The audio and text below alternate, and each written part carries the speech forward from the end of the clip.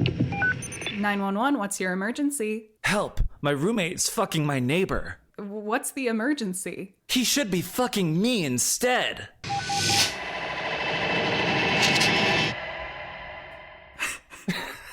That was a good Buck impression. Are you happy with it? I'm pretty happy with it. I was halfway between like gruff Oliver Stark voice and like, you know, one of those like shonen anime English for kids dub protagonists, which honestly I feel like Buck spiritually is. That is how he talks, is the thing.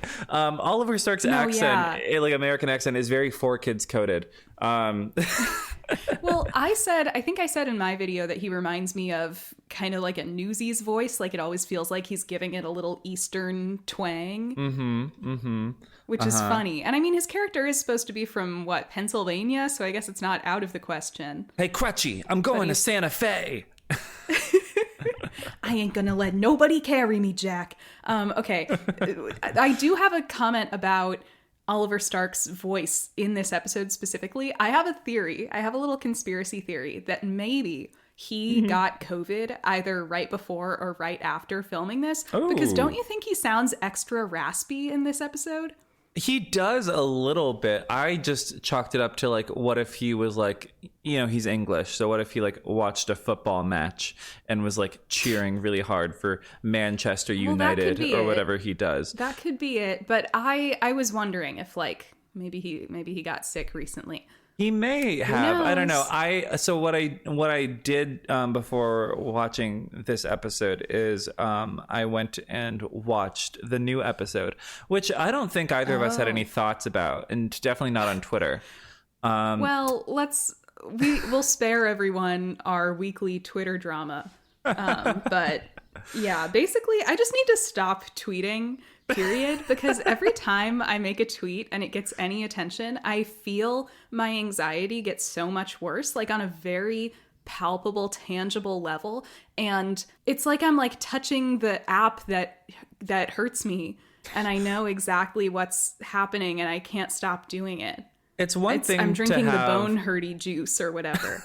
Buck Tommies in your mention, like blowing up your spot, right? It's one thing to have Buck Tommies coming at your neck, but when it's Eddie Diaz stands, like that just has like an extra sort of like bitter level of irony, because it's like, we don't hate Eddie. Well, I just don't like how seriously everybody takes everything. Like I rattled off a joke literally when I was only halfway through the episode. So that was the other thing, is it started picking up steam like after everybody had seen the whole episode, and like my point was a little bit like less impactful in the grand scheme, which like I could have deleted it, but I don't know, it's just 911 Twitter. It's not like I like spread misinformation, so I wasn't trying to delete it. But suddenly I have all these people in my mentions like, wow, so you're saying people can't be gay and Catholic at the same time? And I'm like, show me where anyone said that.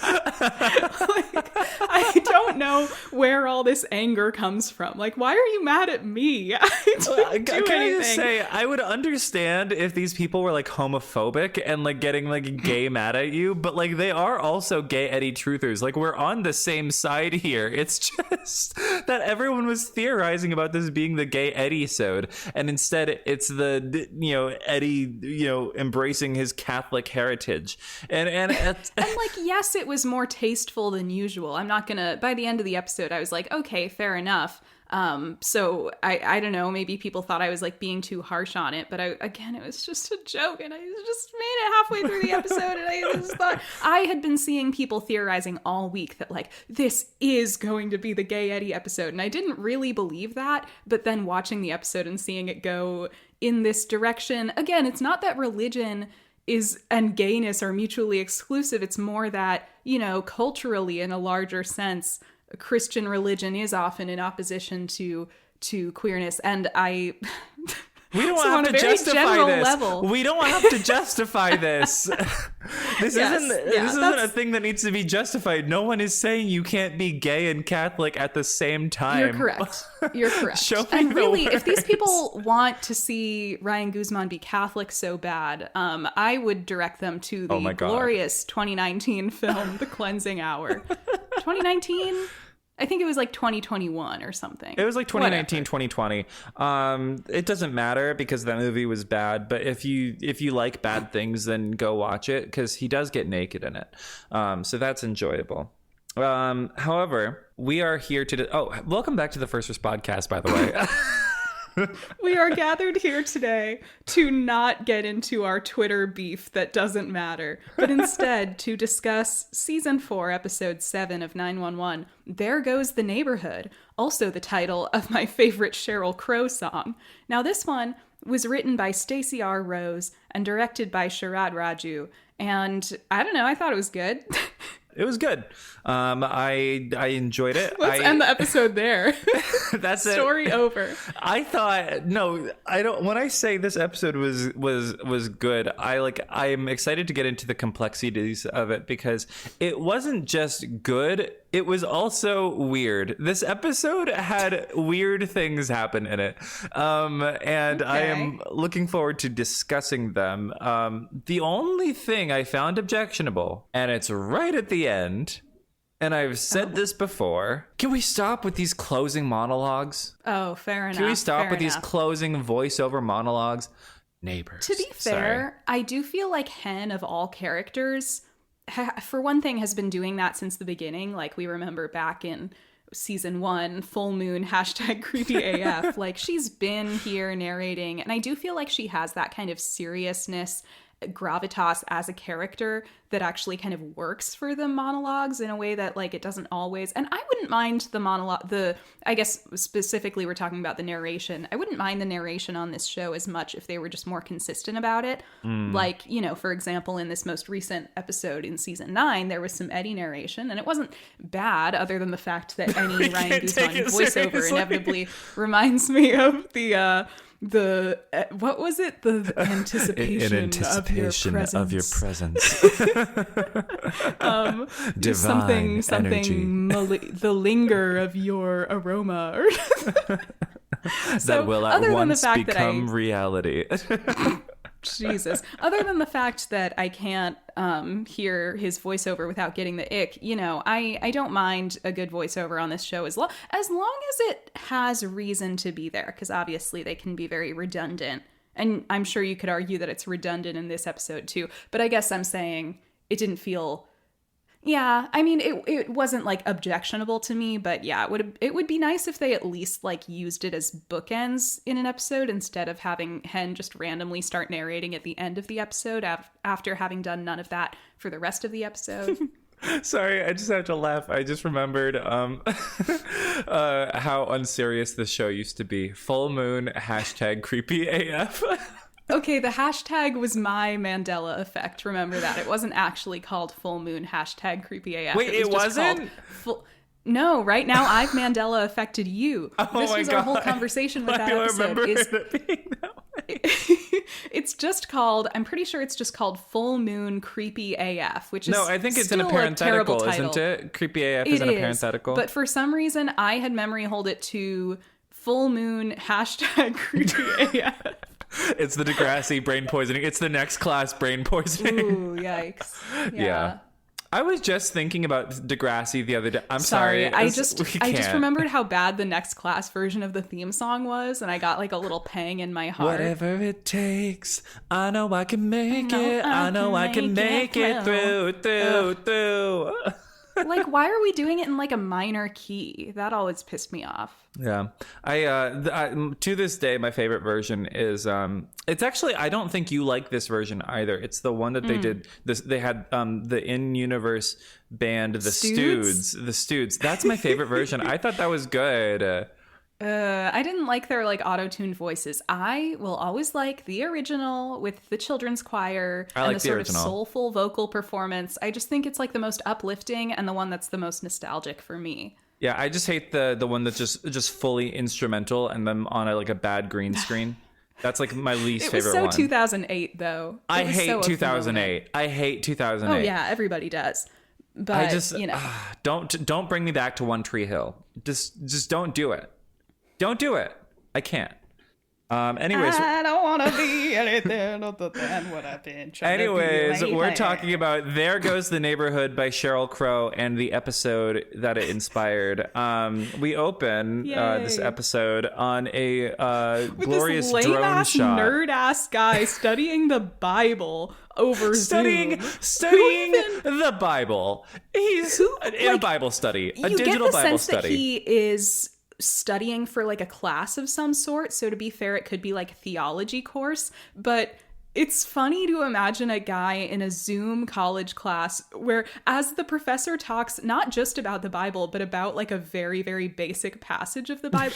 This whole thing was clearly just an excuse to bring up neighbors as a theme early on, because he's discussing the like love thy neighbor as thyself thing. But it's like, what class? It's like Bible 101. Yeah, it's like day intro one of to class. religious studies. So, like, this is the thing not that Jesus even. said It's that like one intro time. to Jesus. And like I will say I don't want to harp on this guy too hard. I don't want to clown on him too hard, because what if he's just gay and Catholic? You know, like, those people exist. Are you saying that people can't be religious and gay? I'm saying that. I'm saying that you shouldn't say that. Actually, Fair. This is Twitter. So he's being Jesus-y into his, laptop or whatever on the digital religious studies class, whatever. And meanwhile, oh, it's Freaky Friday. Oh, Yes, his I don't mom. want to grow up. I don't want. Well, actually, she's not even singing that. She's singing a cover of Joan Jett's Bad Reputation. Yeah, so the mom of this young man is in a rock band, and it becomes clear that we've got like a role reversal here where the son has been parentified and the parent is immature. Yeah, it's like a reveal. She could just be like a fun-loving lady, and her son might just be an uptight loser. That's what I was getting. I don't think he's being parentified here. I think he's just a dweeb and needs to learn to like rock out. Versus To loosen her, up. I feel like she is like, of the generation that like, is like sort of, she grew up in a very countercultural way and then like stumbled her way into suburbia and found community with other moms. This is a mom band, by the way. It's called Mother Plague. Yes. He calls it Mother Courage, but it's the band is called Mother Plague, and it's like a band of like neighborhood rocking out moms. in the garage. They're rocking out in the garage so hard that it's disturbing little Jesus boy's study session. Well, imagine this being your son. Like, if this was your son, would you even love I would him be at that so point? disappointed. I'd be so disappointed. I would disown him. Yeah.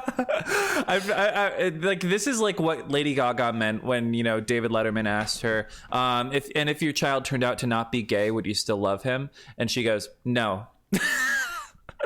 This is what she meant. So not only are they rocking out to some classic Joan Jett, but they're also, oh my God, they're smoking the devil's lettuce. Guys, They're smoking hot up in here. I'm clutching my pearls so hard right now. My pearls, they're clutched. It kind of just seems like the moms are like chill and having a good time, and the son is like a total buzzkill. But yeah, he's like telling them to quiet down. He's so disappointed in his mom. I have to say, the actress playing the mom is in Lifetime movies, and specifically she plays a mom in, I believe, both The Wrong Stepfather and The Wrong Mr. Right. And she's pretty bad in both of them. But that was very exciting for me. Jane's world, it's so connected, like Everything, I her web admire connects them all. Everything comes And- back to the wrong movies. And as the son like storms out because he's such a lame dweeb, one of the moms is like, hey, maybe we could unwind with a little help from this. She pulls out a pink joint, like pre-roll. So, which is interesting. So I thought, and this is only for a second, I thought it was a tampon. Because sometimes they come in like those pink plastic containers. That's what I thought it was initially. Nothing like a tampon, Ryan. Well, no, but then I looked at it. I just saw the color and the vague shape of it. But then I saw it, I'm like, oh, it's a pink joint. And so I'm like, okay, because I did not know where they were going with that. I'm sure. Okay. Anyways, he's putting his headphones on, like, to go and, do his Jesus stuff in the privacy of his mind. And we hear a deafening scream, but not like the rocker scream, more like a ah, one of those. And he runs outside. Oh no, the moms are bleeding from their eyes and mouth and nose. From their face. They do a vertigo zoom on the guy and 911 call. I have to say, this is technically the 911 call that made me start watching this show. Because you'll recall, you mentioned this. You mentioned this. Yeah. I first started watching it because I was watching a Red Letter Media video where they mentioned this show and how ridiculous it was. And they played this clip. And I was like, that looks fun. That'll get my mind off my summer depression and burnout. I'll watch it. So really, I owe a lot to this episode. Mm-hmm. Well, I'm glad that we have this full circle moment. How did it feel like for you to like sit here and watch this for the podcast now, like how far we've come? Honestly, not that crazy. Damn. But that being said, we never announced. It's been now over a year of this podcast. That's pretty crazy. Yeah, we missed that. It's like whatever. We're so nonchalant about it. We've had a lot going on. Okay, we have both had a very busy year, haven't we? You know, and so I just want to say on the pod, you know, thank you guys for a full year's worth of support and some change. And some change. Very belated 1 year anniversary. Thank you guys for your time. Yeah. You know, this has been such a fun labor of love and now money. So thank you guys. It's been great. And you know, we haven't gotten Oliver Stark on the pod yet, but it'll happen. Mm-hmm. Right? It'll happen. Hey, it'll happen. And in the meantime, you know, we'll always have, you know, Justin and Kyla and Brooklyn to, you know. Exactly. Those are our celebrities. Those are our celebrities. And, you know, Devin Kelly, never heard of her. You know, Oliver Stark, who? Right? Who? Although he is starring, and this was exciting news, he is starring in an upcoming short film. He's finally working on another project again. He's finally got a job outside of 911. You know, just a short film. I don't mean to denigrate the medium of short films, but I'm surprised they didn't come for you for that instead of gay and Catholic. It shows the priorities of this fandom. Literally. Well, nobody in the 911 fandom seems to have any idea how film and television production work. But yeah, short films, they just tend not to reach as many people distribution wise. And that means they can be a little more difficult to really engage with. But, you know, maybe it'll go to festivals. I mean, it could be like that gay Pedro Pascal, Ethan Hawke movie, short film. That I watched and enjoyed many times. Yeah, but that was Almodovar. That's kind of different. That's like, true. People will watch a short if Almodovar makes it. Well, maybe it'll go on YouTube. Almodovar should make a short starring Ryan Guzman and Oliver Stark. My God. Honestly, I'm so over Ryan Guzman. I'm sorry, I can't. Me too. It needs to star Anirudh Piscirotti. It needs to I'm honestly, now that like, you know, Eddie is over, I'm into Buck Ravi. I've jumped ships. Now that Eddie is over. So you've just fully like Ryan Guzman and Eddie are one and the same to you? I'm just saying, like, I'm throwing the baby out with the bathwater. I am. Damn. You know, like this is, it's done for me. It's dead in my heart and my soul. And you know what it was that killed it for not just for Ryan Guzman, but for Eddie, because like Ryan Guzman died with the transphobia. Eddie died with the. Your presence. I can't take his voice seriously anymore. I can't do it. I'm sorry. I mean, I can't say that that's not fair. But I also can't say I quite agree. I'm still Team Eddie, but we are on slightly thin ice. Anyway, back to it. So they call 911. Guy is like, they're bleeding from their faces. The 118 arrives. In hazmat suits. Uh-oh.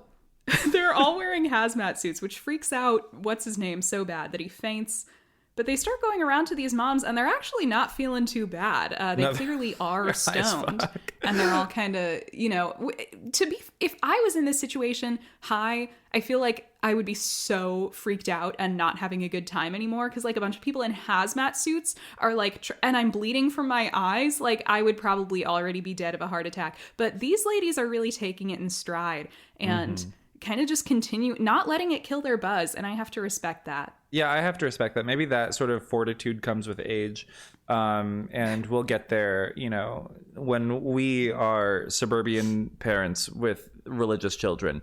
So they're going to all the moms, they're high as fuck. They give the guy smelling salts in order to revive him, basically.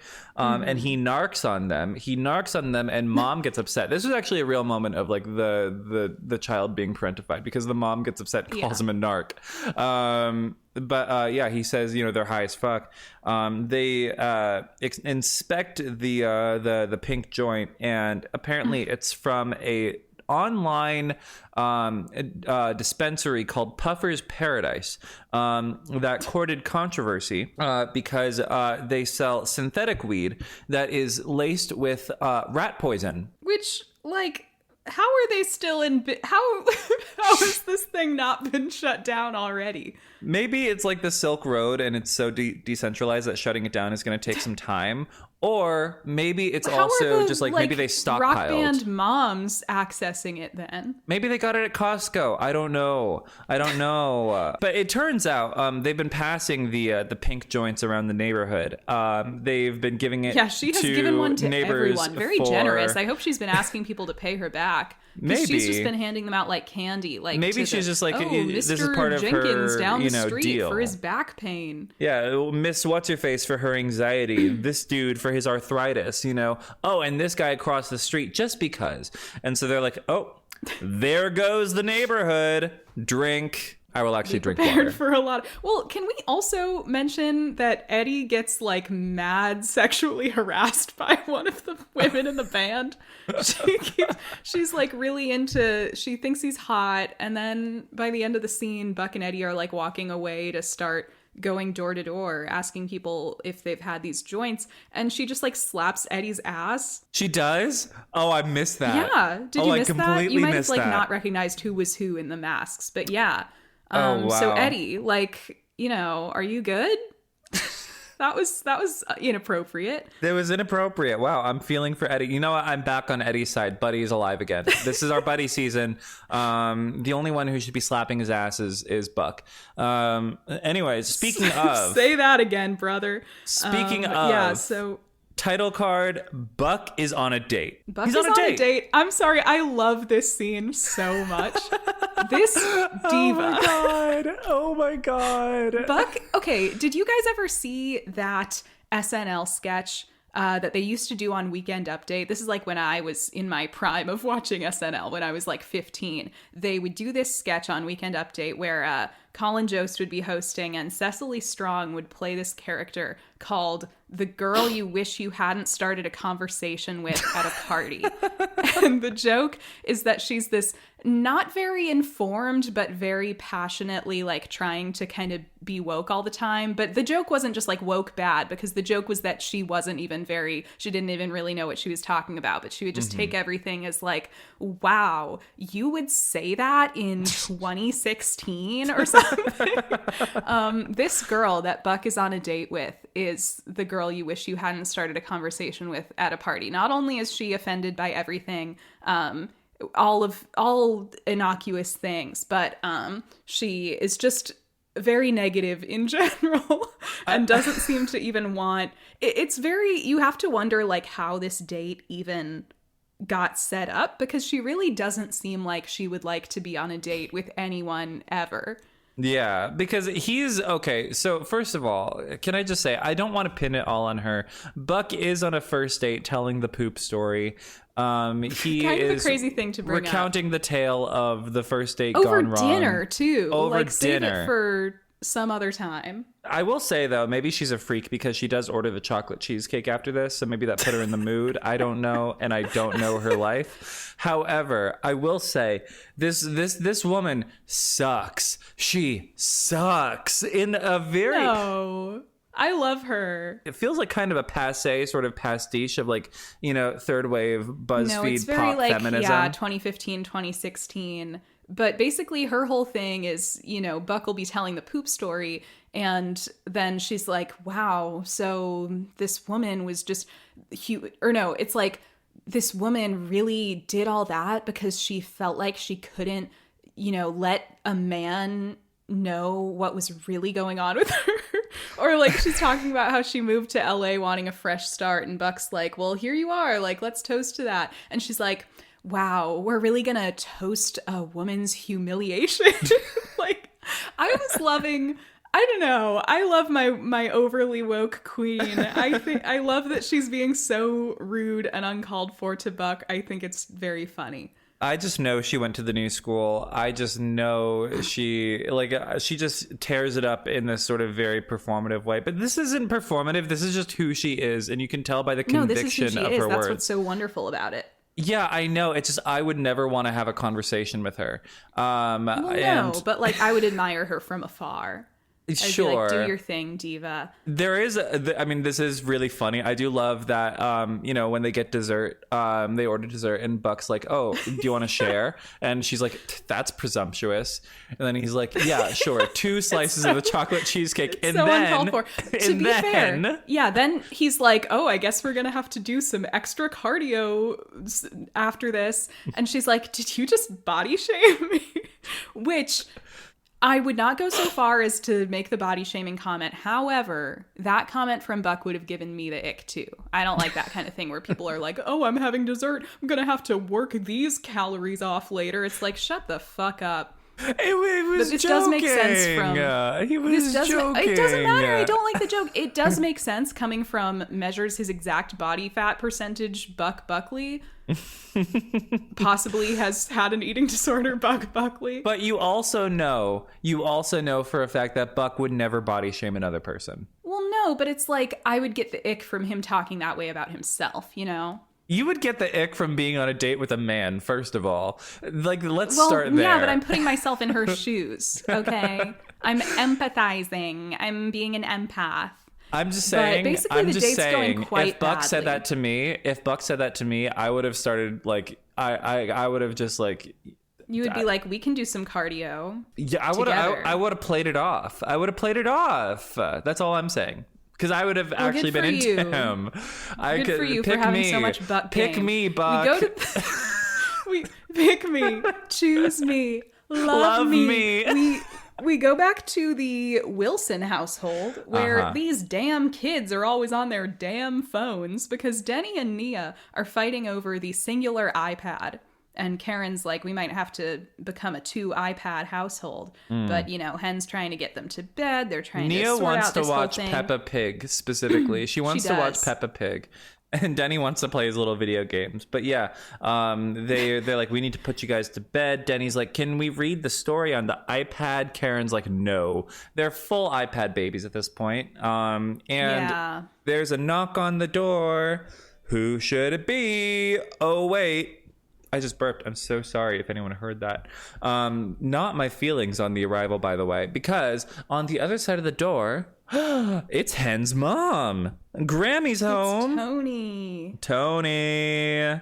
Okay. Yeah, I couldn't remember if Hen's mom had made an appearance on the show before. Has she? She has. Yeah, we've met her before. Like, okay. This is like the star of like her becoming like a proper recurring character. More of a character, yeah.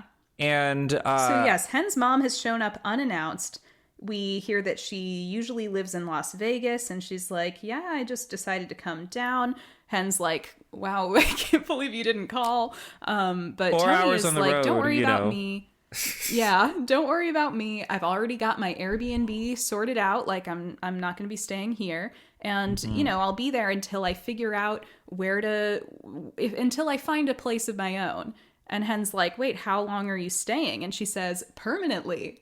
So Mama Hen is relocating to Can LA. we talk about the fact Yes. that Tony is perfect casting as Hen's mom?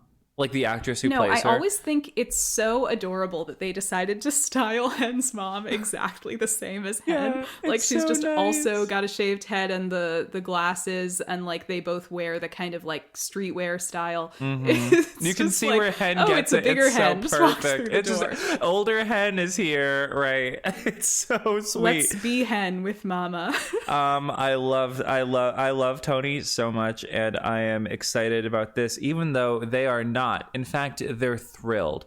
Karen and Hen, as Tony goes inside, Karen and Hen are like, "Oh, I'm sure it'll be fine." Will it? Yeah, it seems like Hen is. It doesn't seem like she like hates her mom or anything, but it's just that sort of understandable thing as an adult where she's like, I like my mom, but I don't love the idea of her just moving to my city unannounced. This thing where we're gonna have to, she might become a much bigger part of my life. I don't know if I'm ready for that. Whatever. Yeah, if my dad up and decided to just move to New York one day without telling me, I would probably be a little upset about it. Especially if he like moved to like, the same neighborhood as me or something. So yeah, they're thrilled and we understand why. Buck body shames his date and then goes home. Albert is to watching his boyfriend, TV. Albert. Exactly. And he's watching specifically like dating TV. He's watching It's some kind of like dating advice show, I think. Yeah, and because as we all know, his biggest priority in life is just the game, and he's so like as soon as Buck walks in, he's gloomy and glowery. With Albert, I guess we did get a hint in the last season that Albert was more of a like hookup culture kind of guy, but I feel like by this point it seems like he has this very charming, just like earnest interest in love. Yeah. Like, I guess kind of like Buck, but kind of with fewer hangups. He seems like he just genuinely loves to be dating and in love, and is just he's so Pookie in a Bear. very uncomplicated way just wants to pursue that. He's so Pookie Bear. He's just gay for women. And he, he is interested in like sort of the I guess you could say the act of dating. He's interested in like sort of all the things that go into it. It's his little special interest is just getting it in. Special interest being dating. That sounds like such a nightmare. I know. But he peeps the chocolate cheesecake that Buck brought home. I love the idea of Buck eating like one bite of that cheesecake and then being like, I'm having such a bad time on this date that I can't even eat another bite of cheesecake. I have to box it up and take it home. Maybe he got self-conscious about the poop story. But then he, and by the way, Albert insists on Buck giving him a fork in this very cute way. And Buck is just like so not having it because all he wants to do is vent about this horrible date. And then Albert's just there smiley, none the wiser to his like emotional state. He's just like, give me a fork. Right. Give me a fork. I want to tear into this cheesecake. This is such a like roommate thing. Buck is like, the trash smells awful. And Albert's like, oh, it's your turn to take it out. And he tries to say like, my dating show lady says that after a date you should think about one good thing and one bad thing you learned from the experience. And Buck is getting ready to take out the trash. He's like, bad thing, everything. Good thing, never have to see this girl again. Uh-oh. Buck walks out of the apartment with the trash. Who is in the hallway walking out of her apartment also with a bag of trash? It's Veronica, the lady you wish you hadn't started a conversation with on your date. Buck, instead of continuing to take out the trash, he runs back into the apartment. Albert asks what's wrong, and Buck, dead serious, says, we have to move.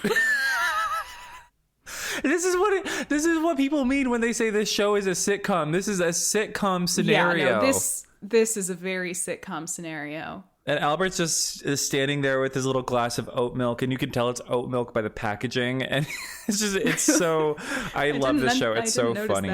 It's so funny. And so, yeah, I love this whole mini storyline we have in this episode. Now we cut to Michael, who is letting Athena and Harry into the apartment. And look at those windows. First of all, he has done some renovating on his apartment. Yes, he's created this huge skylight, basically. And it's very cool. Like, you can definitely tell, like, he designed it too. Like, this is a man who is deeply bored. And so he's but like, let me also, renovate my own I don't see any apartment. blinds on those skylights, so it's like, I guess you have to have light in the apartment forever and no privacy. Is that so wrong? Sunlight. The joy of the open air. I'm thinking about the privacy part, but whatever. Well, we know Michael doesn't care about that. Well, we know he doesn't care about that because of what we learn about him in this episode. We hear that Michael's got a bit of a new hobby, which is spying on his neighbors. He's gotten this telescope, and with his giant windows, he just, Jimmy Stewart in Rear Window style, just looks out his windows and looks into all the windows across the way. And just like Jimmy Stewart in Rear Window, Jesus. Rear Window. We're not quite at the Vertigo storyline yet. Wait for season 7. Just like Jimmy Stewart in Rear Window, he's kind of come up with little identities and stories for all these people in his various windows. So he shows Athena, and she actually seems to be getting into it. He's like, that's Miles, the guy who runs on the treadmill, and that's what's her name, who paints pictures and doesn't like them, and that's Slim. I call him that because he's kind of shady. He is always, his mysterious, suspicious thing is that he generates a lot of trash. Yeah. And Athena's like, come on, that's not that big of a deal. But Michael's really intent on figuring out what's with all the trash bags that he's always taken out of his apartment. So here's the thing. Watching this storyline, I feel like I'm living in an alternate universe where this isn't a crime. Is this not a crime to spy on your neighbors like this? I mean, probably, but we know that Athena is not averse to bending the rules for her I'm going to Google it right now because, like, it's one thing to, like, you know, like, every now and again steal a glance at your neighbor's windows, and it's another thing to have a telescope. No, I'm sure it is illegal in some sense, possibly, but yeah, I don't think Athena was about to, like, call it in. It's Michael. That would have been funny if she was like, all right, cuffs out, you're coming with me.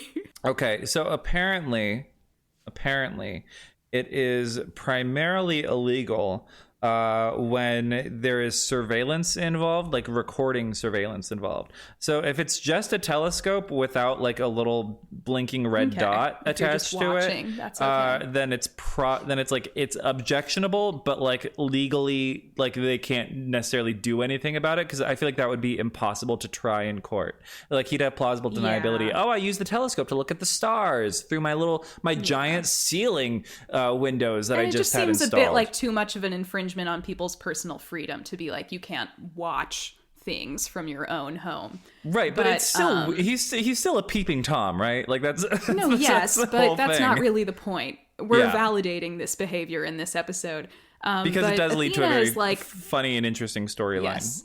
Yeah. Athena is like, no offense, but you seem a little like you have too much time on your hands. So, like, how's work? Devastating. Have you been doing anything lately? And Michael is like, well, you know, it's COVID. Like, a lot of my contracts that I would usually have kind of dried up. Like, nobody's really in the market for, like, office buildings right now. And he mentions also that, you know, last year when he was diagnosed with cancer, he made a bucket list. And then when he found out he was clean, he was like free of cancer, he made a second clean list. Is crazy. That was like, okay, clean is okay, crazy. I didn't mean to imply. I realized as soon as I said it that I had used the wrong word. The wrong word. No. Once Michael found out that he was cancer-free, in remission, you could say. He decided to make kind of a living bucket list where now that he's got this new link on... What am I even saying? Now that he's got this new link on life. Now that he's put in the Ethernet cable, he's locked in. Now that he has hacked into the mainframe of his new lease on life, he wants to go out and do some things that he might not have thought of doing before. He wants to travel. He wants to do all this stuff. But now that COVID lockdown is happening, he's not really able to do any of those things. So he's feeling really cooped up. and a little This is what I'm aimless. saying. Okay, no, this is what I'm saying when I say this show incorporated COVID into its storyline better than any other television show. No, This truly, show it's really incorporated it natural. so well into its storyline that feels so grounded in the real world. Yeah, because like in real life, people's lives did go on, and a lot of people were still going to work and still going about their lives, but there were just a lot of larger things that you couldn't do, like traveling, and a lot of people mentally were suffering just from this general sense of kind of complacency and not being able to do anything really that different, falling into a rut in your life. Yeah, and so now he's just waving through a window. Exactly. Here's the thing. We don't get to linger on that or, the post-tumor boredom because there is a felony assault in progress. Maddie answers a 911 call. A very distressed neighborhood couple is reporting a felony assault. There's slashes, there's scratches. It's a whole thing. So, of course, the 118 responds to take care of the injured people. And this mystery assailant is on the loose, terrorizing the neighborhood. Meanwhile, His name's Sonny. Sonny is the assailant's name. Hen is talking about how, having mom back in town isn't the best. It's not great. And Chim's like, how do you feel about that? And she's like, not good. And then Buddy is Veronica debriefing. And then Eddie's like, how was the date? And Buck was like, bad. And he's like, how do you feel about that? And he's like, well, I felt fine until I found out she was my neighbor. And Albert had to distract her for 20 minutes while I was getting my mail. He had to distract her for 20 minutes while I was getting my mail. How long does it take to get the mail? That just occurred to me that every character in this episode is pretty much living through like a Seinfeld plot. Literally, literally some of them are executed more seriously than others, but like on paper, Hen's mom is in town and she might be sticking around for a little while. Buck went on a bad date with a weird girl and she lives in his building. Michael is spying on his funky neighbor. I need the scene transitions to be like, Chimney doing like fucking like stand up, like bad stand up. By the way, can I just say, I thought the whole joke in Seinfeld was that Jerry's stand up was bad, and that was the whole point. I think it's up to interpretation. But that was just Jerry Seinfeld earnestly doing stand up.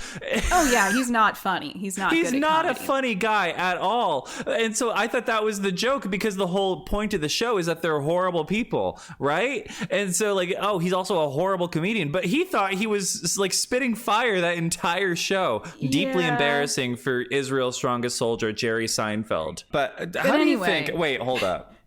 We're already here. How do you think Chimney would do at stand-up? I feel like he would kill. I think he would kill. I think he would destroy at stand-up. I agree. I have to agree. I wouldn't be surprised if Kenny Choi has done stand-up before. The amount of stories he would have to tell, he would just be like an observational comic, like telling stories from his life. He has so many. And he would always end his set on just like a cliffhanger of how he got his name, but we'd never hear. Oh, that'd be but such the a good audience gimmick. would hear. What a gimmick. What a gimmick. Now, Hen explains that, she and her mom are very close. They have a good relationship when they're living 4 hours away across state lines. But it's one of those relationships where like they just really don't live together because her mom has this bad habit of like overstepping and upturning her life by, second guessing everything she does, etc. Yeah, and Hen refers to her as a bulldozer. Yeah, exactly. She even apparently still buys her like dresses every holiday. Now, right. And she says to Chimney and Bobby, she says, "Have you ever seen me in a dress?" And they kind of look at each other. And then the guy they're treating, the guy who's been slashed, kind of meekly goes, "I think you'd look lovely in a dress." Such a funny joke. Maybe holding a case filled with prototype pharmaceuticals and a bad wig on, like maybe you just go back to your old life, Hen. Right. But it's like you don't get the sense that this guy is being like lecherous or weird. It seems like he's just trying to give her a compliment in a way that's kind of He's an older guy too. Maybe he was just like thought he was being like very like, courteous. I think he thinks he's being helpful somehow. Yeah, he's had a big day, and we find out why, because Buddy is talking about Veronica, and then Eddie gets a sneaking suspicion that their assailant is behind them. What do they hear? Eddie goes, "He's right behind me, isn't he?" What do they hear? And then who should walk out from behind the bush but a goddamn turkey? Oh my God, happy Thanksgiving, everyone. We're Happy getting up to Thanksgiving time. No, I love this moment. I find it very relatable because actually in my neighborhood, we have a lot of wild turkeys and they freak me out because I have heard, they seem like unpredictable birds. I don't want to get slashed by a turkey.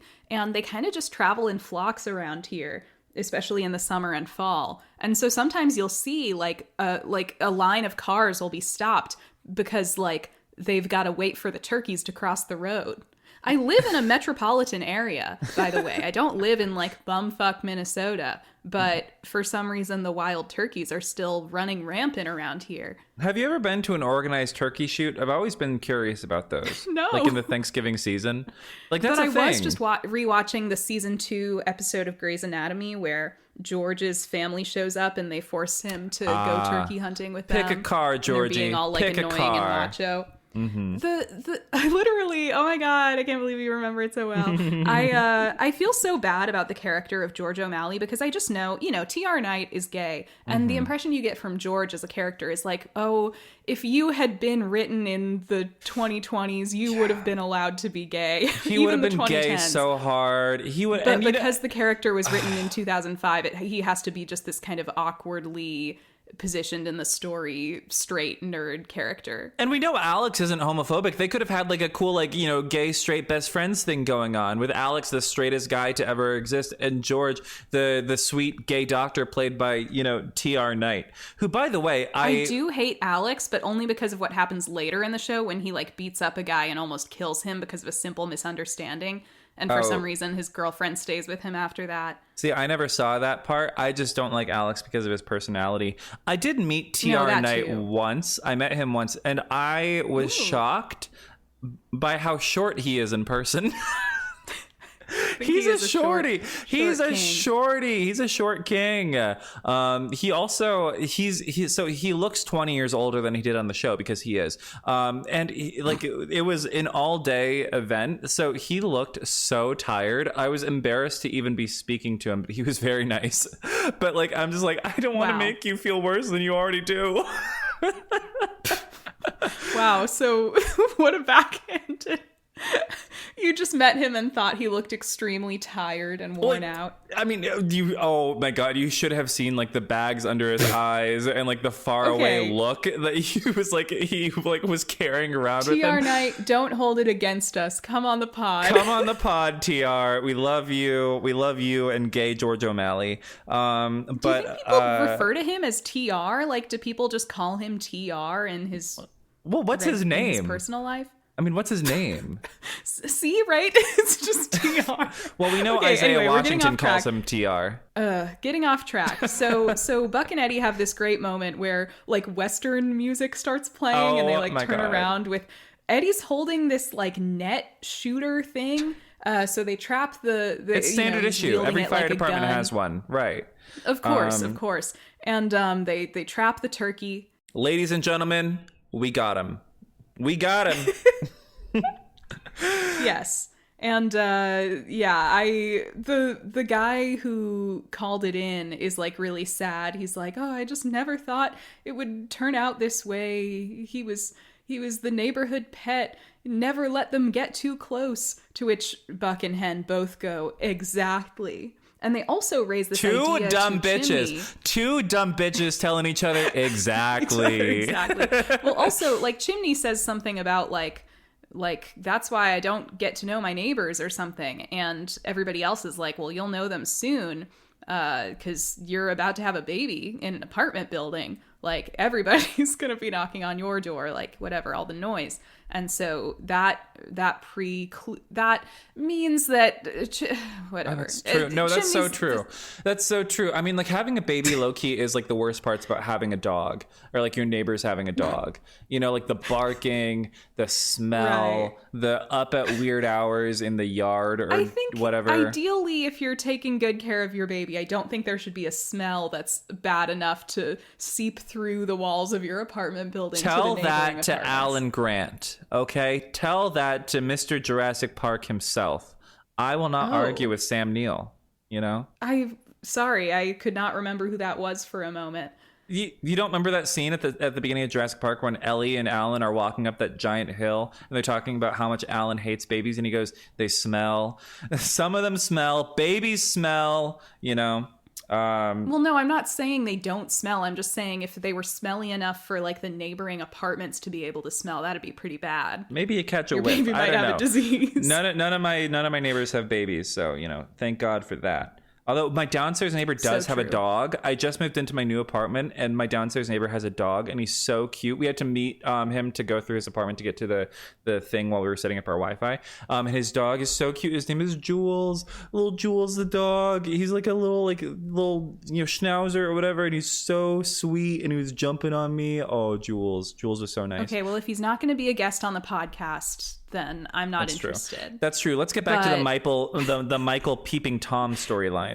Yes, Michael is peeping in his apartment, and he gets a call from May, who's like, hey, Dad, what are you up to? And Michael is trying to beat around the bush. I guess he doesn't feel comfortable just telling his daughter that he's being a peeping Tom. And so he's like, yeah, I'm just doing some stuff around the house. I'm doing a laundry or whatever. And May's like, maybe I should come over for dinner. I just want to spend some time with you. And Michael is immediately onto her. He's like, did your mother put you up to this? And May's like, no, I just want to hang out. And they ultimately end the conversation. Michael sees that some development is happening across the street in the Slim Shady apartment. Mm-hmm. So he hastily hangs up on May. They actually don't conclude whether or not they're going to have dinner together, which I would be stressed about. I would be like, Dad, am I coming over or am I not? But the development in question, by the way, is that he has blood on his hands and he's washing it off in the sink. So, jot that down. Which, that's not what you want to see your neighbor doing. Yeah, especially with all those trash bags. But yeah, May hangs up, and it's fucking, it's like she's Hannah Baker in Knives Out, fucking Catherine Langford herself, because Athena put her up to it and was listening in on the call the whole time. And so now May is like, what are we going to do now? And Athena's like, time for plan B. She's like, what's plan B? Athena's like, not what. Who? Oh, they're getting an inside man. Oh, they're getting an inside man with an inside plan. Oh, plan B for Bobby. R.I.P. Now, we go from that to, okay, so I hate homeowners associations, and I hate the people who are obsessed with the homeowners association because this nice dad is putting up a beautiful pirate-themed play set for his children. It looks so good. It's like mostly done with a ship. It's crazy. So cool. And this male Karen, is there a word for those? Is there a word for a male Karen? It's this old crotchety ass guy, a white man, is harassing his black neighbor, and he's like, this is not 3 feet from the thing. And he's like, I thought there was a clause that said if there was an alleyway, it didn't have to be 3 feet from the property line. And he's like, that's not an alleyway, that's my patio. You need to move the goddamn ship. And he's like, don't worry, it'll be great. You need to leave. It'll liven up the neighborhood.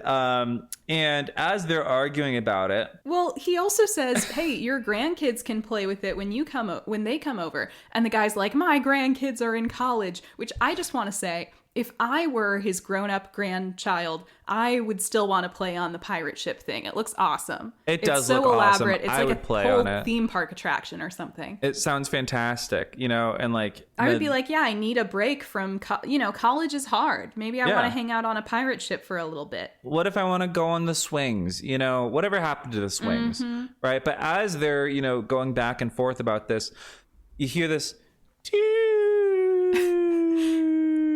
You hear like a plane overhead.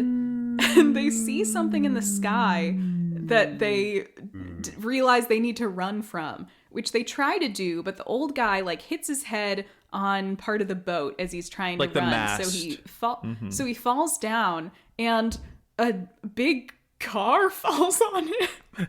I must say, first of all, one, I hate the US military. Two, I am so obsessed with how convoluted of a premise we have on this call. Because think about it. First, we have these neighbors disagreeing over this like ship-shaped playset, which is already kind of an obscure idea. It's like, what is this? And then you assume some emergency is going to have to do with the ship itself. But then we hear maybe like they need to go to sea, and this is the only ship available. you hear a plane overhead and you're like, oh, what? There could be so many different plane related emergencies. And then a car falls from the sky. It just feels kind of like they didn't, like, I love it for being so weird and so convoluted, but it kind of feels like, they didn't have like one concept. They kind of have this whole winding series of things. For our listeners at home who don't watch the show but listen to this podcast, first of all, shout out to you guys. Second of all, I should clarify, it's not like a Toyota Corolla or anything. It's a military Humvee. It's a Humvee. It's like, and it's got a parachute attached to it. Basically a car, okay? Yeah, it's a car. It's just like, it's an armored car with bulletproof glass. It's not a Honda Civic. It's not a Honda Civic. So we get a 911 call from a sergeant in the U.S. Army. It turns out they accidentally deployed an airdrop of a Humvee with its little attached dispatch, parachute. We've made an oopsie from our military plane. I mean, it literally we was dropped that. a Humvee out of a plane onto a civilian property. Like, I'm sorry. And this is not even the only time this type of thing happens on the show, because I'm pretty sure at the top of season 7, there's a kind of similar thing that happens where like a military plane crashes into somebody's house, right? And the military has to show up and be like, yeah, that was our bad. And they face no consequences.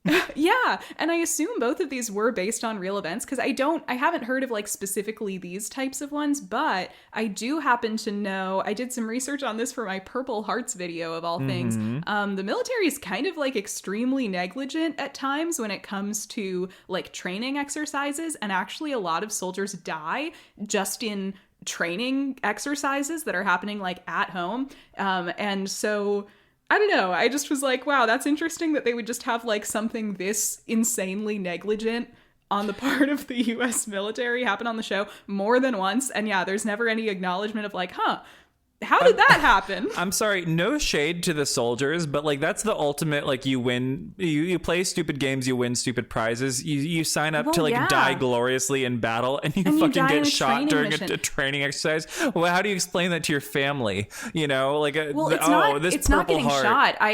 There was like a feature about it on 60 Minutes.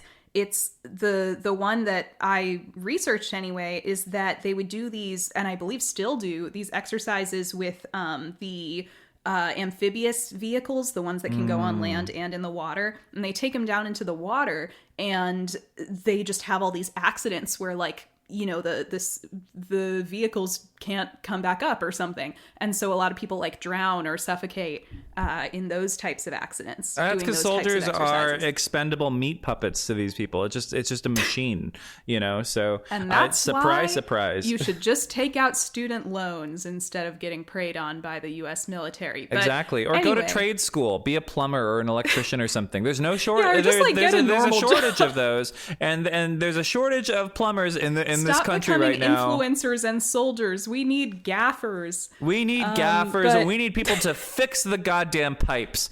Now, I will say... We need people... No, I'm saying we need people to go, like, do lighting for John M. Chu movies or whatever. Oh, that's true. Now, I will say... The 118 responds, and I just like after like the way this guy just freaked out on his neighbor, it feels so good to see him in pain. It really does. You could say karma's a bitch. Karma's a bitch, right? Eddie, I should have known better. Eddie, the army boy that he is, explains military training protocols with airdrops and shit. No one cares. We Well, breeze past I care it. about one thing that he says because I'm pretty confident the line in the script was he's supposed to say, it's how the military gets supplies, aid, and everything else. But he doesn't say that. He says, it's how the military gets supply, aids, and everything else. Well... And I guess they didn't get another take. Well, maybe no one caught it, or maybe they only caught it in post, and they just didn't care. Maybe they were enough like, "Who to gives a shit? ADR Nobody's it." gonna be nitpicking these episodes 5 years from now." Yeah, with a they never fine-tooth never comb. make it past season 2 anyways, so it's fine. This podcast never last. Well, yes. So Eddie says that this is how the military gets AIDS, and and then as they're trying to figure out how to get this guy out of this situation, he's actually kind of giving Buck at the end of season 2 because his leg has been crushed under a vehicle. I was wondering in this scene, I was like, ooh, is Buck like getting flashbacks? Is he being re-traumatized by this situation of a guy having his leg crushed under a vehicle? It doesn't seem like it. You know what? There are But they 36,000 buddy fics out there. I'm sure someone's written one with that in mind. Buck goes home traumatized after the children's playhouse that looks like a pirate ship call. Now, But Larry they David realize Headass that- is crushed. Yeah, they realize that, in order to get him out there, they don't have a lot of does look like options. Larry David. So they're going to have to use the Humvee's parachute, tie it to the ladder of the ladder truck, and then just like get it off of him and pull him They're out. going to basically pick up the Humvee by the scruff of its neck and just pull it off of the guy, which they do. Like the little puma it is. They manage to get the guy out in time. And also, as they start doing this, there's a Sloop John B needle drop because I guess they were just like, what's a song about a boat? And that was all they could come up with. And they couldn't do Lonely Island. Yeah. Now they get him out, and tense peace is achieved across property lines because apparently the boat actually softened the impact and ended up saving the guy's life, it looks like. And so the guy who built the boat, the dad, is like, see, it's gonna be even better. And he's like 3 feet from the property line, like he's like going to his grave, and like it'll be etched on his tombstone, I said 3 feet from the property line. From the property line. Whatever. At least he's not going to have to hear from him for a little while. Now, that's all good and done. Presumably the military came to, collect their scraps, and Buck is over at Madney's doing baby stuff. They're setting up. They're putting together these adorable little care packages for their neighbors, full of like melatonin and earplugs and liquor, as a peace offering to say, hey, if we end up making a lot of noise with our stupid baby in a few months, here's a little bit of equipment to help you sleep, hopefully. Which I think I'd be pleased if my neighbors did an offering like that. My only worry would be like, okay, is this supposed to be like?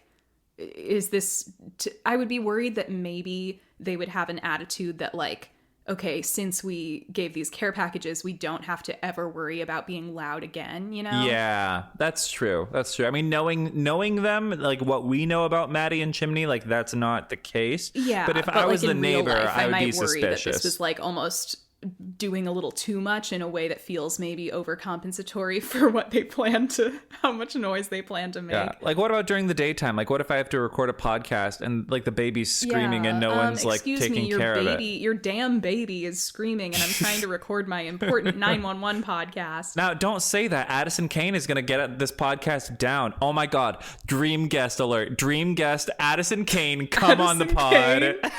We are not getting...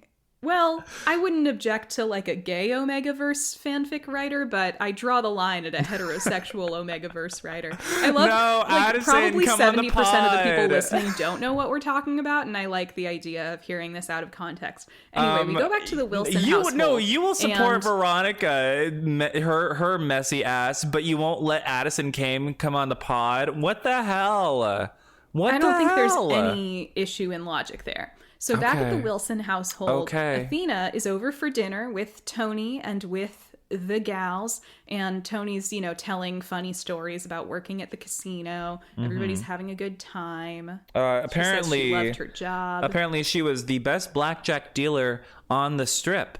So clock that T, like just stand in your power, Grammy.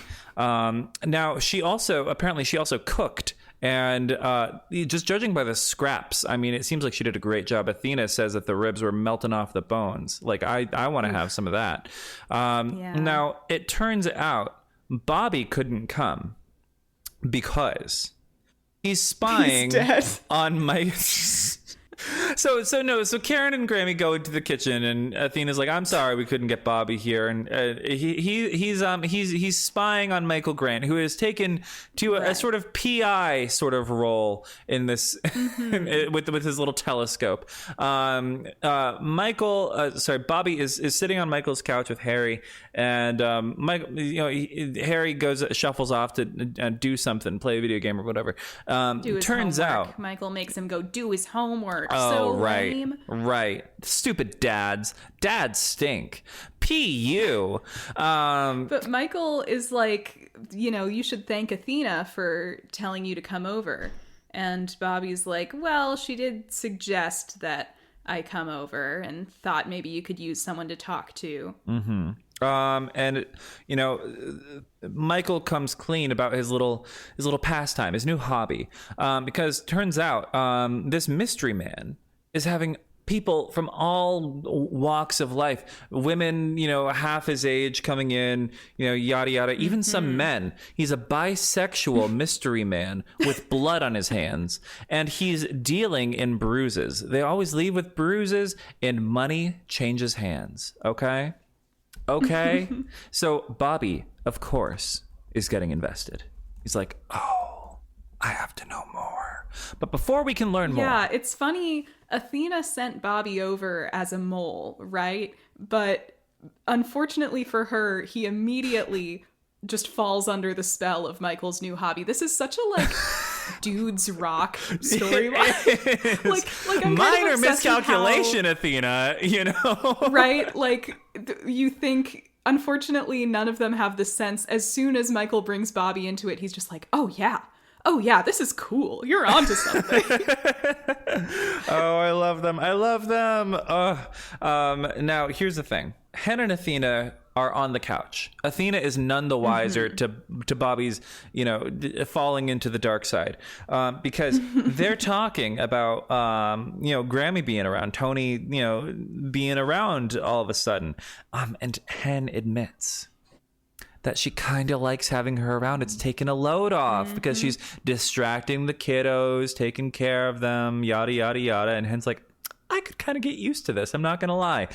And the second she starts to enjoy herself and having her mom in her home, she goes to check on her and Karen, who are making coffee or whatever. And she creeps up to the kitchen, not into the kitchen, because Karen and Tony are having an interesting conversation about Hen's decision to go to medical school. And Tony is like, don't you worry that this whole thing might be a mistake. You've got this stable life going. And Karen's like, why would it be a mistake? And Hen's mom says, isn't Henrietta a little too old? Which it kind of reminds me of that comment Margaret Buckley made to Maddie about well, since you are having such a, old lady pregnancy, she didn't say it like that, but, she kind of took a dig at her for being old too. I just find it funny, the ways that the parents will nag their children about being old is funny. But such consistency. Hen overhears this. Yeah. Hen overhears this and is hurt by it because, just when she was starting to feel good about having her mom back in her life, she feels like her mom is kind of putting her down again or trying to bulldoze again her ambitions. Yeah. We get this sort of sad, sort of devastated look on Hen's face. Then we go right back to Bobby, who is now fully conscripted into Michael's plot. David comes home. Bobby is standing there next to the telescope with binoculars. They've got the lights off. David comes home and tries to turn on the light, and they're like, turn it off. Because they're spying. They're spying, and this guy, he's just generating this trash, just generating it. So they come up with this genius idea, this brilliant. Now the guy is like plan. arguing with a woman. He's in like a heated argument with a woman in his apartment. So they're like, something's going on for sure. Yeah. And they realize. David makes this comment. David clearly seems like exasperated with the whole thing. And, the two of them, Michael and Bobby, are like, how are we going to figure out what's in his trash? And David, as kind of a joke, is like, well, you could always go through the dumpsters. And they both look at him like, yeah, we could. Okay. So here's the thing. So both of them presumably have a base of legal knowledge, if not just because they're they at one point or another were married to at one point or another Officer were Krupke married. over here. Bobby. They were married. Bobby and Michael. Michael moment. They must have some sort of base of legal knowledge. So can I just say to our listeners, do not do this. Do not go through someone else's trash, because this is a very fine line to walk. Now, if trash is placed on the curb of like a street or something, or like in a publicly available, dumpster, then that is considered abandoned property and it's up for grabs. It's still gross, but you can, eat your heart out. If it is on private property in a private garbage can or a private dumpster or behind a locked gate of some kind, going through their garbage is a felony. It is a felony. Man, I'll go through any dumpster I want. I won't let the big government tell me not to dumpster dive in my neighbor's This sign backyard. can't stop me because I can't read, right? Read. I'm just saying, guys. I'm just saying it's a dangerous game. I wouldn't play it if I were you. There are lots of things you can find in the trash, sir. and one of those things can be, 5 to 7 years in the slammer with possibility of parole after 2. I am entitled to my do neighbor's it. garbage cans as an American. A Anyway, hefty fine awaits you at the bottom of that bin. Okay, so here's the thing. Bobby decides that he and David should go root They around rope David in. They rope David in. They rope David in, who wants nothing to do with this, but, I guess he's whipped and he decides to do it anyway. And they're like, Michael, you stay in the apartment and keep an eye on the apartment next door so that you can give us a heads up if he's Jane, coming down or anything. Jane, what needle drop of a film score should we get in this moment? Right. They But start the playing that fucking- Quincy Jones song. What is this famous for being in? It's famous for being in fucking Austin Powers. Oh, right. That's right. It's the bossa nova, the Quincy it's Jones the bossa nova. It's the Quincy Jones bossa nova from the Austin Powers. Do do do do do do do do. Yeah, we all know it. Yeah, I was trying to remember what it was from, and I couldn't quite. I've never actually seen Austin Powers, but I am. you now haven't? that you mentioned it, I am aware of that connection. Oh, I love Austin Powers. Those are my favorite movies when I was a kid. Yeah. I loved But those they get movies. down there. There's also, in the midst of this, they start rooting around in the dumpster and they play this cartoon cat yowling sound effect that I thought was so funny. It's a junkyard cat. That cat is indestructible. Yeah, just that thing of where they're rooting around in the dumpster and then and can I just say, Bobby claims this is a gray area when he's actually in the dumpster diving and shit. But no, this isn't a gray area. It's behind a gate that is locked or unlocked, whatever. But it's behind a gate and it is private property. They are committing a felony by doing this. Give me garbage liberty or give me death, sir. David gets misgivings because of course, and Bobby's like, it's a gray area, whatever. Michael did help Bobby plan a bank heist that one time, so I guess they're already in too David's deep like, now. Wait, what? But no, the bisexual serial killer is on the loose because he is coming downstairs and he's with a bag of bisexual. garbage. Wow, the juice is loose. Yes, so Michael tries to call Bobby, but Bobby's not picking up. He dropped his phone in the dumpster. Bobby is like the Grace Kelly to Michael's Jimmy Stewart. I can't. Luckily, luckily, they manage to get in contact with Michael in time, and they run away from the dumpster, but Mr. Bisexual sees them running away right at the last minute. So he gets that someone's onto him. Michael, once Bobby and David get back to the apartment, they find in the trash bag, by the way. Vanished. They find in the trash bag used surgical supplies. Right. And they call Michael and they tell him. That's the important. It's bloody used surgical supplies. Yeah. And so they get back to the apartment. And Michael's not there. And they're like, uh-oh.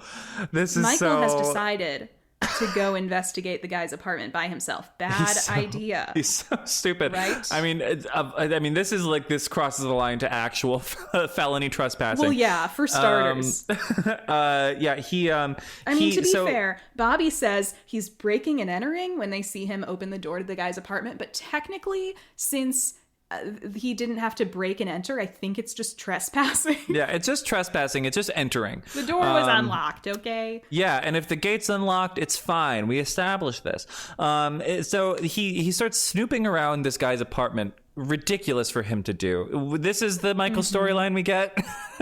This is the Michael episode. No, I love it though. This is like the only good Michael storyline. I do too. He finds what looks to be some kind of, illegal surgical suite. There's supplies near the sink with like blood in the sink. Like disgusting bloody sponges in the sink. He suspects many things. He walks into a closed room.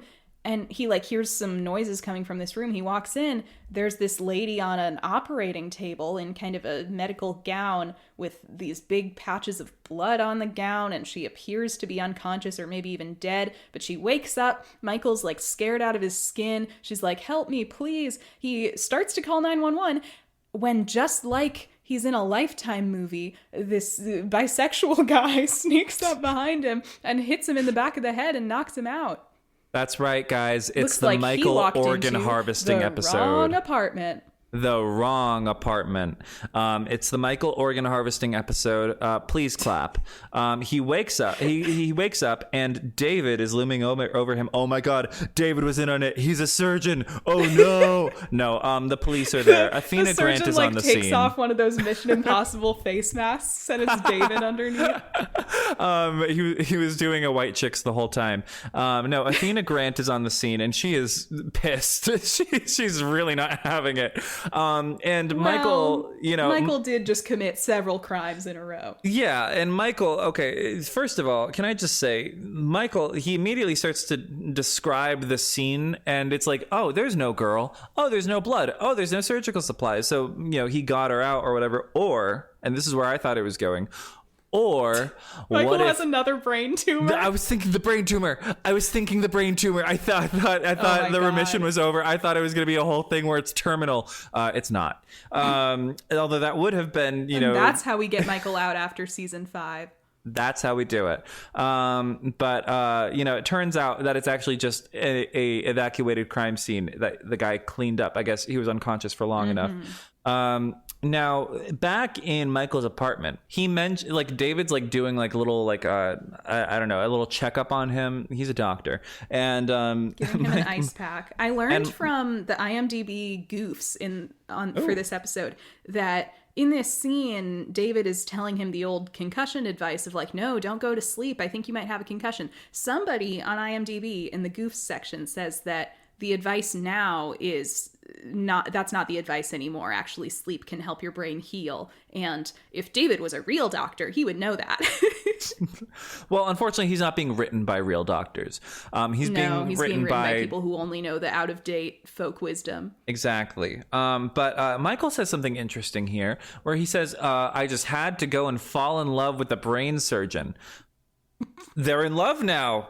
How nice is that? They're in love. He's a brain surgeon. So much that we haven't seen. But I guess there was a time skip between seasons. They are living together, so it stands to reason that they are in love. Out of necessity. But yeah, it does. There is something that feels a little out of place about that line, isn't there? Because what we've seen from Michael and David has not been reading as in love. Right, no. They seem like two dudes who live together. Yeah, it's very bro-y. It's very we share an apartment. It's very chaste. We haven't even seen them kiss yet. We haven't even seen them kiss. Nor will we ever. Nor will we ever. Like, I'm placing my money right Period. now. We're never gonna see Michael and David kiss. I have like, to we haven't assume even really seen it's them weird religious have Rockman any, Dunbar's like, physical fault. or emotional intimacy, which does make it feel kind of jarring when he mentions being in love with David. We saw Michael draw a shower for David once and then not get in with him. It's a whole, I could draw a shower for anyone. Yeah, exactly. But there's this question of like, what was the doctor, not David, what was the weird bisexual doctor doing to this woman, right? Because it's like, oh, is he stealing her kidneys? That's the more important question. That's the more important question. We'll put a pin in Michael and David because I'm sure it'll come up later before Rockman's, COVID departure. Oh my God. Fuck oh ass, my God. whatever he is. Oh my God. I'm so sorry. We'll get through this. So turns out Athena did some I don't know, snooping. They didn't find. Well, Michael deduces that Right. based on the fact that this lady didn't have a purse on her when she entered the apartment, she must live in the apartment, which kind of a big assumption to make. Like, she could have just kept her phone and wallet like in her pockets or something that they. She wasn't wearing pockets. She had a medical gown on. All she had was a little keychain. I thought they meant that they had like whatever. I thought they were talking about like they had seen her enter or something. But yes, they deduced that she must live in the building and she must still be there. So all the cops, somehow this is enough to convince Athena to act. That's lucky. That's crazy. Because all the cops. That is crazy. If I was Athena, I would have jumped to brain tumor. I would have jumped to like, let's get you a CAT scan. You would have thought that he was having some kind of like, that he had had a dream or a hallucination or something. But yeah, they get all the cops there. They knock on every door. It's very Baby in the Walls vibes. Mm-hmm. And David is also on the scene. David was sprung into action by this. And they start knocking on all the doors, of course. And then there's one that won't answer. So they break it down. I guess they have probable cause. And they got her. They got her. She is not doing well. We got her. And yeah, she's not doing well. She's on death's door. It's a whole thing. She is exactly as described, which means that the brain tumor is not coming back. Now, while all this is going down, Hen is stacking mugs, but she's doing it angrily. She is about to break those mugs. Ugh, I was cleaning out a mug earlier. I was washing it in the sink and my hands just slipped and I chipped the mug. And I was thinking in this scene, like, girl, you're going to chip those mugs. Because she is just smashing them into the cupboard. And Karen of course, notices. Karen comes up and is like, whatever you're mad about, I don't think it's the mug's fault. Like, don't take it out on the mugs. So Hen, she's obviously mad about Mom, and she a lot of old feelings are coming up. How Mom questions everything she does. She doesn't have faith in her. She's like, oh, aren't you, whatever? Shouldn't you get married? Aren't you, too old to, start medical school? Karen's like, oh, you heard that? It's like, of course you heard it. The door was open. Mm-hmm. And Hen is getting justifiably defensive about it, but Karen is sort of, as the woman who was having the conversation with Tony, she sort of gives voice to maybe Tony's side of things, which is that she's just, she doesn't realize that she's overstepping. She's just concerned about, her well-being, etc. And it's just like, it's bringing up a lot of very, old feelings for Hen that, about their relationship, because presumably this whole thing has been going on her entire life. Presumably Tony's always been this kind of, overstepping, proceed with caution style parent that sort of undermines a lot of Hen's decision making. And she says, oh my God. Aisha Hines acts her ass off with this line. She says, it's just another scar. Aisha Hines, the actress that you are.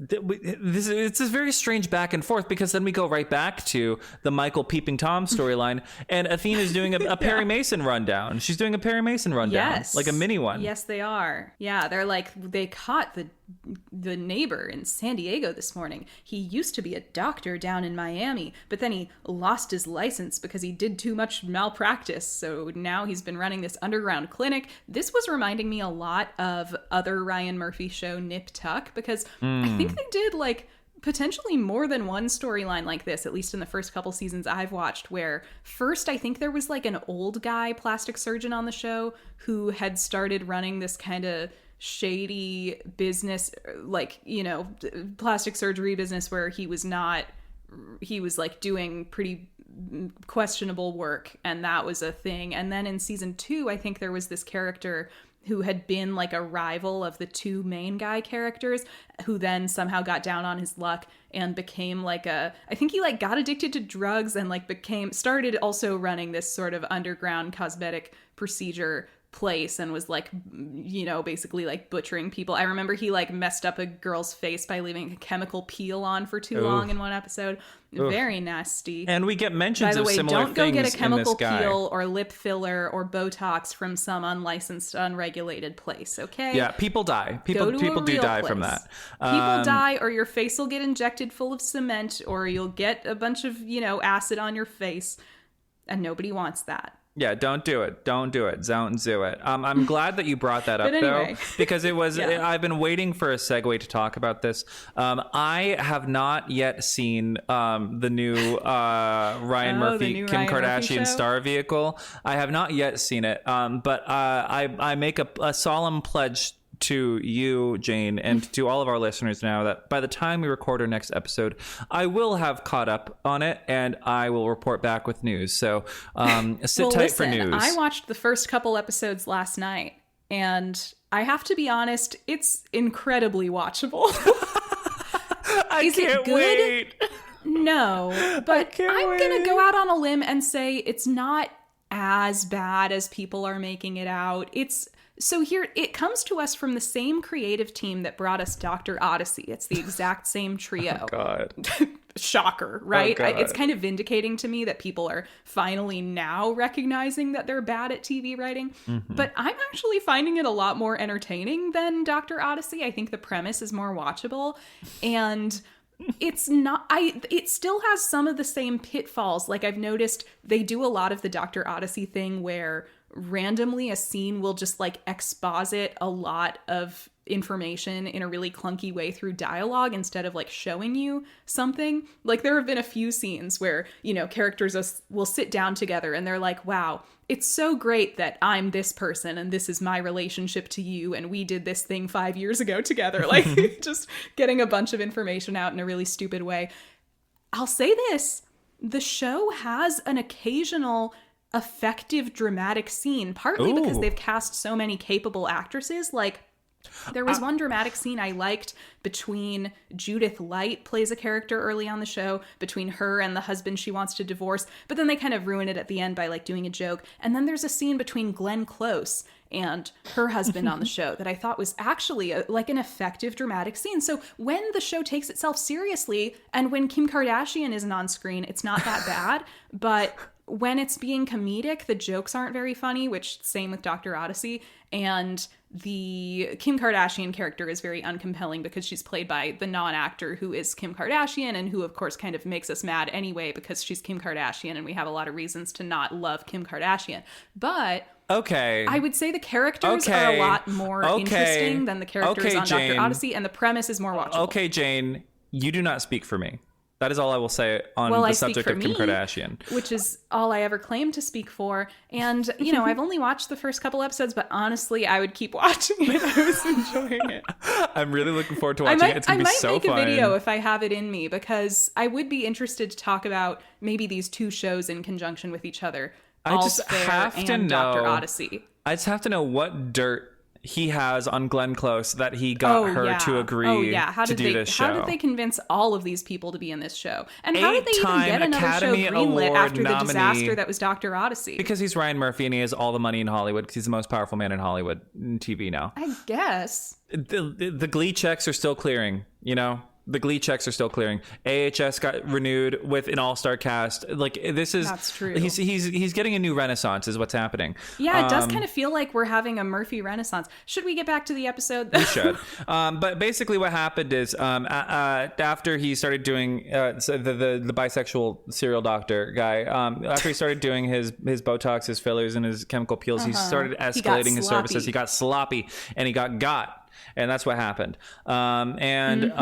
Because of all this whole wrap up, because we're wrapping up the episode. Now we also have to wrap up that Michael is no longer being a PI because he got employed. He got a contract. Our man has a job. Yay! He's doing some renovations on a grandma's apartment, which is nice. It's a check and it's something to do. And honestly, can we ask for anything more than that? Someone wants to convert their garage into a grandmother suite, which is what you call it when you have like sort of an extra guest room. Is that what it's called? Suite in your house. I've never heard it called that. I feel like I've heard it referred to as a mother-in-law suite. But it might have multiple terms. It might be region specific. So in Washington, we call it either a guest room or if it has a TV with video games in it, a bonus room. And usually instead of a bed, it'll have a futon. Well, no, we have guest rooms too, but it's like the thing that makes it a mother-in-law or a grandma suite is that it's like almost like its own little apartment. Like it's got a bathroom, maybe it's got a kitchenette. Okay, it's a different world out there. Okay. Well, whatever. But Karen yes, comes home. He's got a job. The point is that he's got a job. And Karen comes home. And Karen comes up. Yes. Hen misses a call from Karen, and she comes through the door with Denny and Nia. And they reveal that they went to the park. They just got back from the park, and they found Grammy there, and she was sleeping. Oop. She was sleeping in the park in her car. Hen goes down, knocks on the door of the car. Turns out Grammy didn't get an Airbnb. Oh, she doesn't have any money. She's been sleeping in her car. She is homeless because she lost her job over COVID and got evicted. Yeah, this is a very interesting place for the story to go, I think. And yeah. I love this scene, and it made me love this whole relationship between Hen and her mom because I just think this is great. Okay, Me too. So it's revealed that yes, Hen's mom has actually lost her job. She's been evicted, and she was kind of too proud to tell Hen and Karen what happened, and so she's been lying that she found an Airbnb. Presumably she was going to try and find a place, but she felt a little too embarrassed to ask for help. I mean, she's 64 and dead broke. You know, she doesn't have a dollar to her name. Yeah, and she feels like she's failed and at this point in her life. And I just think this is some great communication between Hen and her mom. I really appreciate how it's not that Tony is like the most mature or the most amazing at communication, but she's able to own up to why she wasn't being forthcoming before or why she was seeming judgmental. And, you know, Hen's like, you've always judged me so much for all of my decisions. And, you know, why did you say that you thought I was too old for med school? And she actually admits it's not that she was judging her or that she actually thought she was too old. It's that she's always recognized that Hen has had this incredible ambition and this real drive to accomplish things, which Tony has never felt like she has, and in fact has felt kind of jealous of her own daughter at times, but very proud of her. It's a very interesting thing that you don't really see discussed, like the idea of like a parent envying their child for something other than their youth. You know, it's like, but mostly it's this idea that Tony feels like she's never been a super ambitious person, and now she feels like she's kind of squandered her life away and doesn't have any prospects at her age, and she feels like Hen has accomplished this really stable, incredible life, and she doesn't want her to kind of take any big risks that could jeopardize that, like having such a big career change at this point in her life. And there's a generational aspect to this. You know, Tony brings up the fact that, you know, she gets this attitude like that she's had of like, you know, living for today because tomorrow's not promised. She gets that from her mom, and she got it from her mom. In other words, I'm always saying this. We're always saying this. And, you know, she's never, you know, as jealous as she has been of her drive to succeed and the success that she's found in this life that she's built for herself. She's never stopped being proud of her. She's always been proud of her daughter. For the things she's been able to accomplish, and that was honestly a really sweet moment.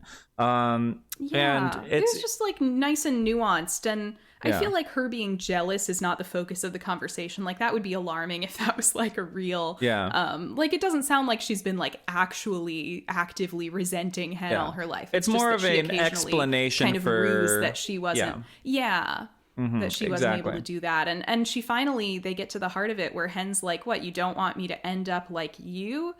And Tony admits like, yeah, she feels like she hasn't always been very practical, and she's kind of, again, feels like she's failed.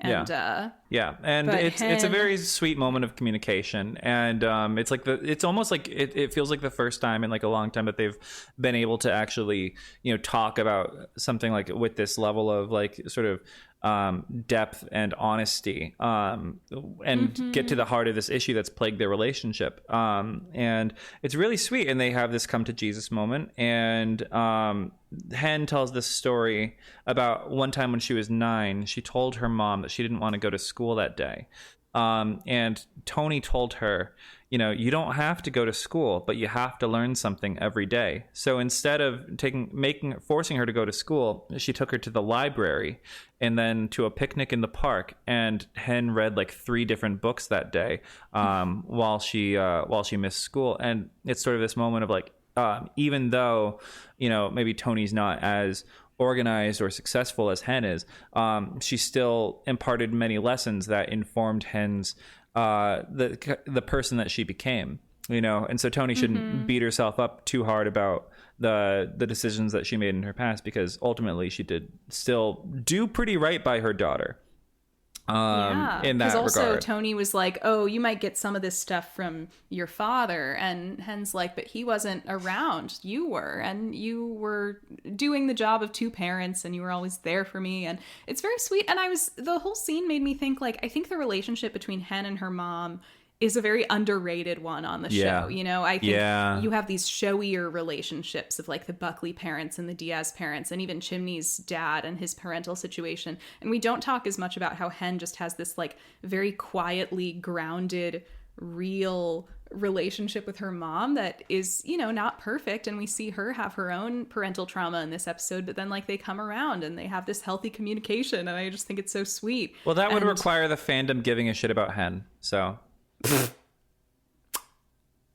period. Ouch. I think that it's too bad. And I mean, also it's like, you know, people go for the soapy drama more than the sort of subtle, healthy stuff. I mean, that's why they love Eddie so much, you know.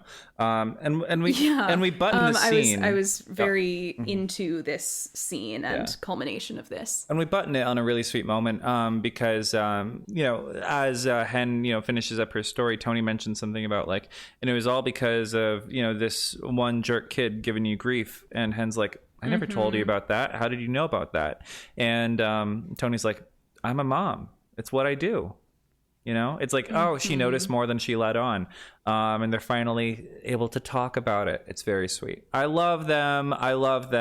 Yeah. And then we get voiceover narration. This bullshit narration that nobody's paying attention to. Nobody. But, you it's know, all about neighbors. Neighbors are important because they do whatever. And we see little snippets of everybody. You know, the mom rock band is doing their thing. Maybe they're a Christian rock band now. That's the compromise. I mean, Maddie and Chimney,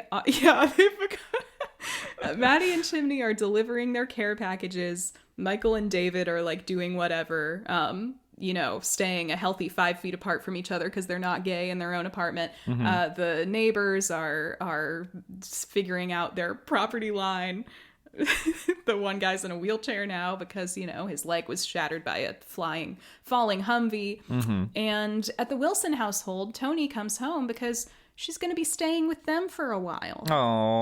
Oh, she let her stay. And the kids are so happy about it. It's so sweet. And it is nice because it does seem like Tony helps them not be too much of iPad kids. You know? Oh, definitely. I think that I really love this development. And then we go to Buck.